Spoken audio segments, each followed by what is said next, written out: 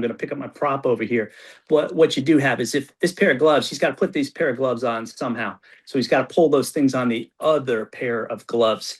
But these are the two, and you see the barrel is going to come right off of that, a big amount of space that's there. So that's barely tucked into that big pouch, I'm going to call it, that holster. It's just a really amateur type holster and doesn't even seem to have any retention to it at all. Again, my mind, not throwing a bias here, my mind is going to a homeless type person just because of the juxtaposition of weird stuff that he's carrying with him. It seems to be like a pair of sweatpants and over another pair of pants, awkward gloves, Ozark Trail backpack, the face mask and everything else. It's not somebody who's tactically coming from that they troll the tactical websites and even getting airsoft type equipment to look the part or whatever else. And that is not an outfit that's going to lend itself rather to fast movement or anything else. Very awkward. Props I hang on to for this exact purpose. I just couldn't find one in that case, but it almost seemed like there was a seam on it, and I didn't examine it completely and try and do still images one through another because of the time constraints here.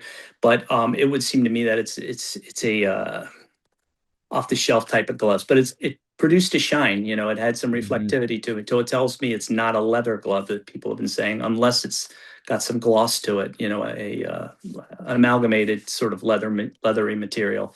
But I would say more of a polymer type. Well, two pairs of gloves is going to degrade the ability to get the DNA. They got on it pretty quickly, but you're out in the Tucson sun, maybe not. It could be turned over so you don't have it exposed to the UV rays. Again, I'm going to pick up my prop over here.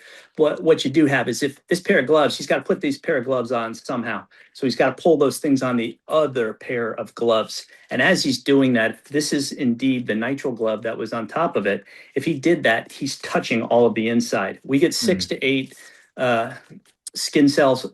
We got them. We've got a profile, and they could very well be doing that right now. It doesn't take much to get a DNA profile. It's you're shedding DNA skin cells constantly.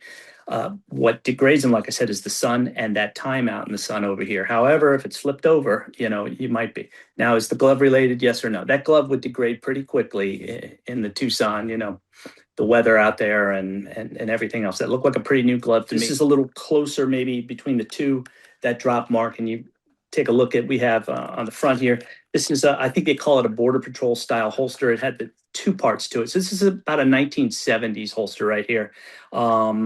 Very obsolete, and 4 revolvers. They've said over and over again, it's a revolver type holster. I haven't seen one of those in a long time. Possibly it could be a modern version of it for something like that.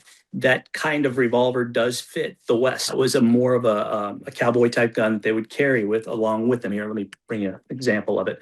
So this is a 4 1/4 inch barrel right here. You see it kind of fits in that drop holster over here.